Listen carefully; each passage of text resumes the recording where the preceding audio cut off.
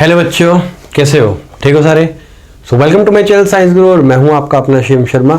सो बच्चों, आज हम बात करेंगे रोटेशनल मोशन के पार्ट नंबर 2 के बारे में, जिसमें हम बात करने वाले हैं कंजर्वेशन ऑफ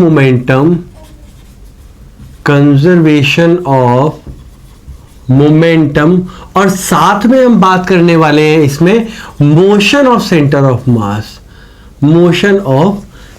ऑफ मास। तो कैसे मोशन होता है, उसकी वेलोसिटी क्या रहेगी, एक्सेलरेशन क्या रहेगी सेंटर ऑफ मास की, बाकी मास की वजह से, तो वो देखेंगे। मान लेते हैं बेटा एक चीज प्रूव करेंगे ना।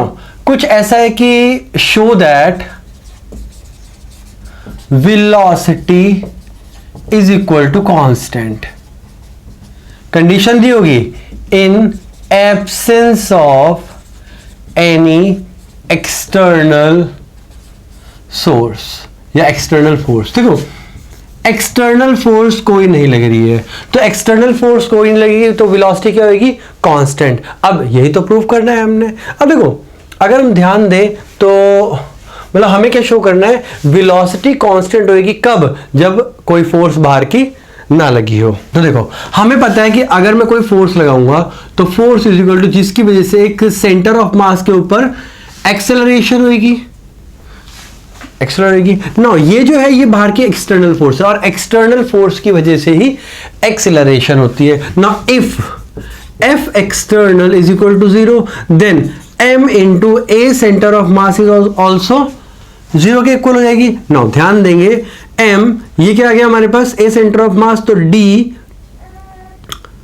D V by D T, ये सेंटर ऑफ मास है, इक्वल टू 0। मतलब ये रहेगी कि velocity of centre of mass is equal to constant.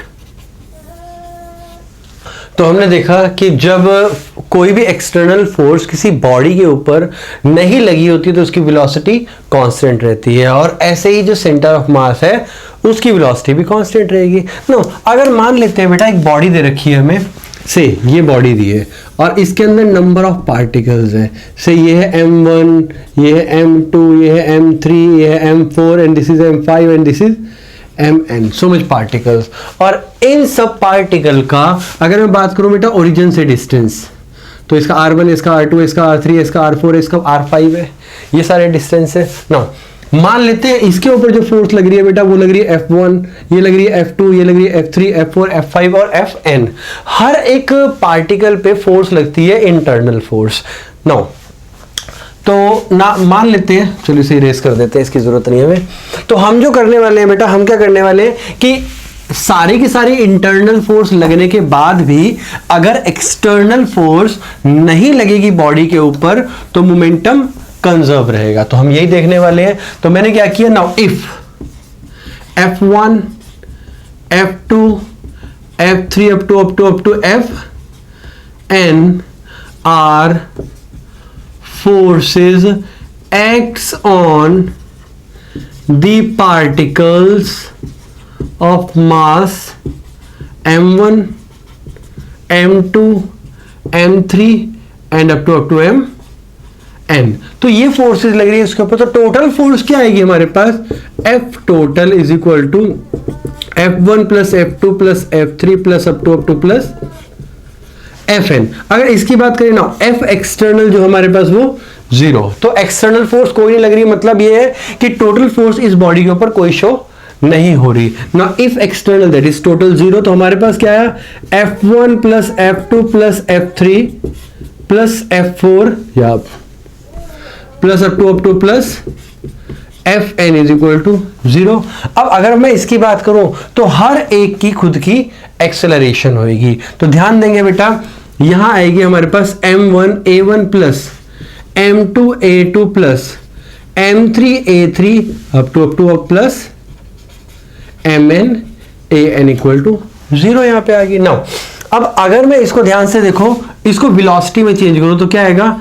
m1 dv1 over dt plus m2 dv2 over dt plus m3 dv3 over dt plus up to plus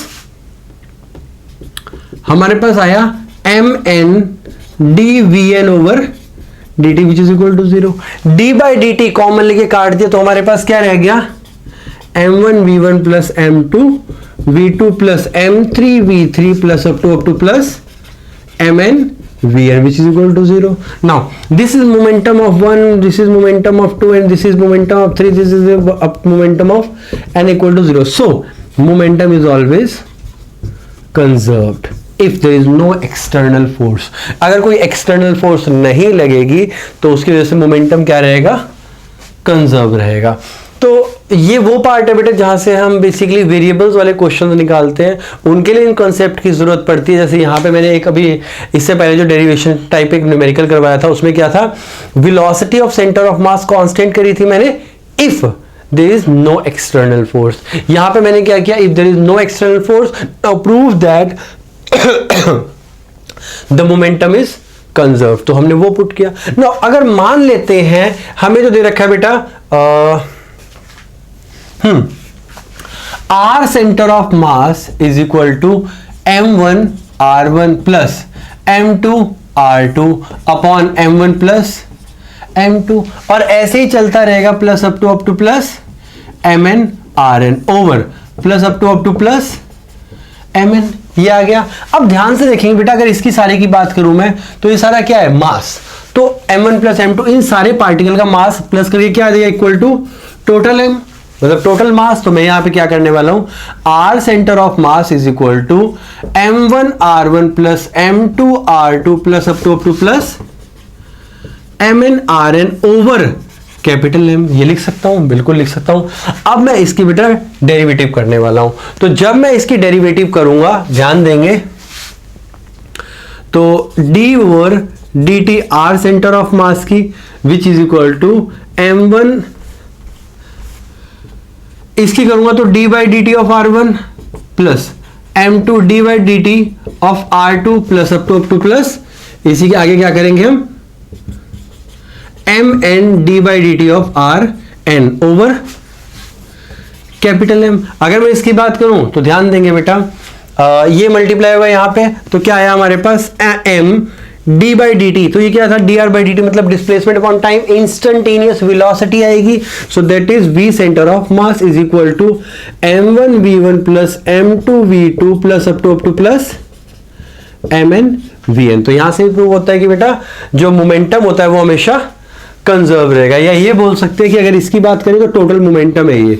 so p is equal to m into velocity of centre of mass. तो ये भी prove कर सकते हैं अगर वो बोले, वैसे तो देखो p is equal to mv formula होता है हमारे पास मोमेंटम का, लेकिन अगर वो सिंपल ये बोलता है कि prove that the momentum of all the particles of the body is equal to the product of mass and velocity, proof करना है उसे। क्योंकि अभी तक हमने जो किया है बेटा मोमेंटम का सिर्फ फॉर्मूला पढ़ा है कि p is equal to mv होता है, कैसे आता है हमने वो नहीं पढ़ा, तो वो हमने यहां से देखा है। तो ये फॉर्मूला यहां से डिराइव हुआ है। तो बेसिकली तीन कंसेप्ट थे बिल्कुल जिनसे वेरिएबल वाले क्वेश्चन सॉल्व होते हैं। तो इस वीडियो को इतना ही करने वाले हैं हम, इससे बड़ा कंसेप्ट नहीं है यहाँ पे। इसके बाद मैं लेके आने वाला हूँ रोटेशनल मोशन की इक्वेशन, जिसमें हम बात करेंगे इक्वेशन ऑफ रोटेशनल मोशन और उससे जुड़े कुछ न्यूमेरिकल्स करेंगे। फिर उसके बाद सेम बाइनरी आएगा, फिर मोमेंट ऑफ इनर्शिया आएगा, टॉर्क आएगा, और ऐसे ही चैप्टर को आगे ले चलेंगे। तो धन्यवाद मेरी वीडियो देखने के लिए। फिर मिलते हैं अगली वीडियो में, तब तक के लिए ध्यान रखिए और पढ़ते रहिए।